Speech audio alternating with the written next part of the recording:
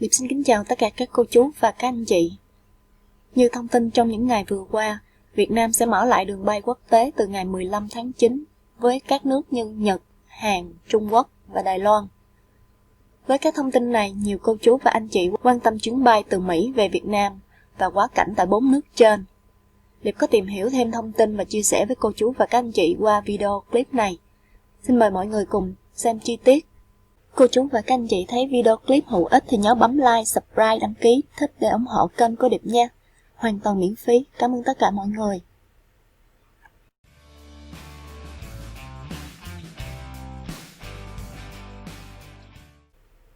Như thông tin được đăng tải trên các báo tại Việt Nam, từ ngày 15 tháng 9, thì Việt Nam sẽ chính thức mở đường bay quốc tế từ ngày 15 tháng 9. Từ ngày 15 tháng 9 sẽ mở đường bay đối với một số đối tác như Trung Quốc, Nhật Bản, Hàn Quốc, với tần suất 2 chuyến một tuần. Khách nhập cảnh là người có hộ chiếu ngoại giao, công vụ, thân nhân, chuyên gia kỹ thuật, nhà quản lý thực hiện cách ly 5 ngày. Cụ thể, từ ngày 15 tháng 9 sẽ triển khai đối với các đường bay Việt Nam Trung Quốc ở sân bay Quảng Châu, Việt Nam Nhật Bản, Tokyo, Việt Nam Hàn Quốc, Seoul, Việt Nam Đài Loan, Đài Bắc. Từ ngày 22 tháng 9 sẽ triển khai đối với các đường bay Việt Nam Campuchia, Phnom Penh, Việt Nam Lào, Viêng Chăn. Tần suất không quá 2 chuyến một tuần cho mỗi bên và mỗi hãng với số lượng các chuyến bay sẽ xem xét tăng thêm cho phù hợp với tình hình thực tế. Điều kiện bắt buộc để được đi những chuyến bay này là phải có giấy xác nhận âm tính với SARS-CoV-2 trong vòng 3 ngày. Đối tượng điều kiện nhập cảnh vào Việt Nam trên các chuyến bay thương mại từ 6 địa bàn trên sẽ không bao gồm người quá cảnh từ nước thứ ba.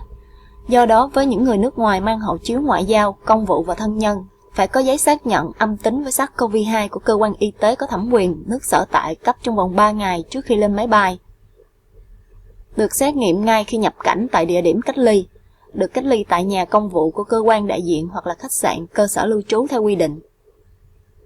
Đối với người nước ngoài là chuyên gia, nhà đầu tư, nhà quản lý doanh nghiệp, lao động kỹ thuật cao, thân nhân và học sinh, sinh viên quốc tế, thân nhân người nước ngoài của công dân Việt Nam cũng có yêu cầu phải có xác nhận âm tính, được xét nghiệm và cách ly tại nhà máy, trụ sở doanh nghiệp hoặc là khách sạn, cơ sở lưu trú. Đối với người Việt Nam cũng có những yêu cầu trên nhưng được cách ly tại các cơ sở cách ly tập trung do quân đội quản lý hoặc các khách sạn, cơ sở lưu trú theo quy định. Và đáng chú ý là sẽ xem xét rút ngắn thời gian cách ly còn khoảng 5 ngày cho những người trên sau khi có kết quả xét nghiệm 2 lần âm tính. Sau đó cho phép được về tự cách ly, theo dõi giám sát y tế tại nhà, trụ sở doanh nghiệp, cơ quan theo đúng quy định. Còn trường hợp đối với những người quá cảnh từ nước thứ ba nhập cảnh vào Việt Nam trên các chuyến bay thương mại, áp dụng các biện pháp phòng dịch chặt chẽ, đảm bảo an toàn đối với phòng chống dịch, thực hiện cách ly tập trung 14 ngày. Và một điều kiện bắt buộc để được nhập cảnh vào Việt Nam đó là điều chỉnh quy trình bán vé, yêu cầu cung cấp thông tin thân nhân, giấy xác nhận âm tính do cơ quan có thẩm quyền nước sở tại cấp và chỉ bán vé cho những người đã có thị thực nhập cảnh.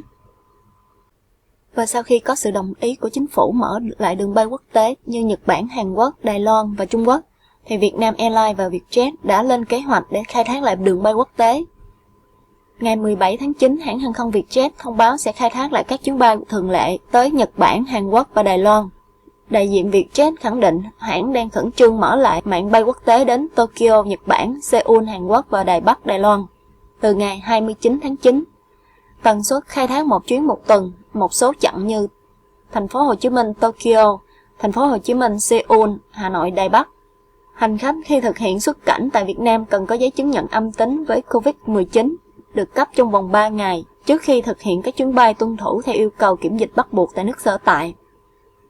Trong khi đó, Vietnam Airlines cho biết từ ngày 18 tháng 9 sẽ chính thức khai thác trở lại các chuyến bay quốc tế thường lệ đầu tiên sau thời gian bị ảnh hưởng bởi dịch COVID-19 bằng việc thực hiện những chuyến bay một chiều từ Việt Nam đi Nhật Bản.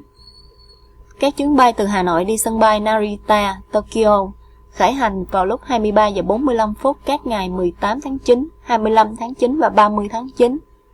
Từ thành phố Hồ Chí Minh đi Narita, Nhật Bản khởi hành từ lúc 0 giờ ngày 30 tháng 9. Một điều đặc biệt vừa qua là các thông tin về chuyến bay từ Việt Nam đi ra các nước quốc tế như Nhật Bản, Hàn Quốc, Đài Loan và Trung Quốc. Còn lại các chuyến bay nhập cảnh vào Việt Nam như thế nào? Ở đây cô chú và các anh chị lưu ý. Ở chiều ngược lại, hãng chưa thể bán vé máy bay cho khách từ Nhật về Việt Nam do còn phải chờ các quy định cụ thể từ Cục Hàng không Việt Nam. Vietnam Airlines cho biết, với các chuyến bay chở khách chiều từ Nhật Bản về Việt Nam sẽ được thực hiện sau khi có quyết định chính thức từ các nhà chức trách hàng không. Hiện nay, Vietnam Airlines đang làm việc với Cục Hàng không để có phương án cụ thể.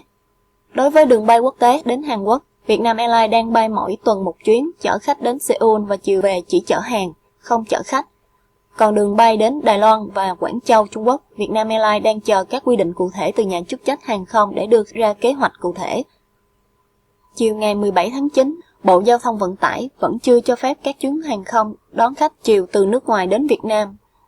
Theo đại diện Bộ, các cơ quan chức năng đang nghiên cứu quy trình đón khách nhập cảnh, xét nghiệm, tính toán năng lực của các cơ sở cách ly và chi phí cách ly của hành khách.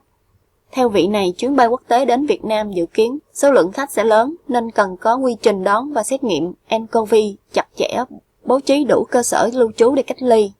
Sau khi các bên liên quan thống nhất quy trình đón khách, Bộ Ngoại giao Vận tải sẽ thông báo cho các hãng được đón khách từ 6 quốc gia, vùng lãnh thổ đến Việt Nam. Qua đó, hiện tại các đường bay quốc tế từ nước ngoài về Việt Nam vẫn còn đang chờ các bộ ngành bàn thảo phương án, chưa có quyết định cụ thể ngày nào sẽ chính thức được thực hiện chuyến bay. Điệp cũng có hỏi thăm một chị bạn hiện là trưởng phòng vé máy bay của một hãng lữ hành lớn tại Việt Nam. Chị ấy cho biết, hiện tại chỉ có một số chuyến bay một chiều từ Việt Nam đi các nước Đông Bắc Á, này như là của hãng EVA, Korea, American Airlines, và gần đây thì sẽ có thêm Vietnam Airlines và Vietjet. Còn lại, hiện vẫn chưa có các chuyến bay thương mại được nhập cảnh vào Việt Nam. Các hãng hàng không vẫn đang chờ chỉ đạo cụ thể từ các bộ ngành. Do đó, nếu như cô chú và các anh chị hiện đang ở Mỹ và cần về Việt Nam, sẽ cần chờ thêm một thời gian nữa. Và cô chú và các anh chị nhớ cẩn thận với các lời chào mời bán vé thương mại về Việt Nam trong thời gian này. Hy vọng là tình hình dịch bệnh sẽ mau sớm chấm dứt và các chuyến bay thương mại quốc tế được nối lại để cô chú và các anh chị cần về thăm Việt Nam thì sẽ có dễ dàng bắt được những chuyến bay thương mại sớm và nhanh nhất. Cảm ơn tất cả mọi người đã xem qua video clip này. Cô chú và các anh chị thấy video clip hữu ích thì nhớ bấm like, subscribe, đăng ký để ủng hộ kênh của Điệp nha. Cảm ơn tất cả mọi người đã theo dõi.